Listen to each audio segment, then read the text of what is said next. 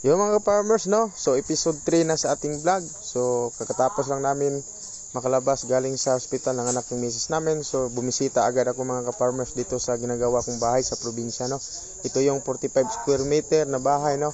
Ang halaga niya mga ka-farmers 140,000, may dalawang kwarto, tapos meron pong isa na maliit na para sa bisita, may CR sa loob, at ito ay itatalis mga ka-farmers, half concrete, half plywood at saka half tabla mga ka-farmers, no? So double walling siya, tapos nakasiling din po siya. Ang ginagamit na ceiling is metal paring, no mga ka-farmers.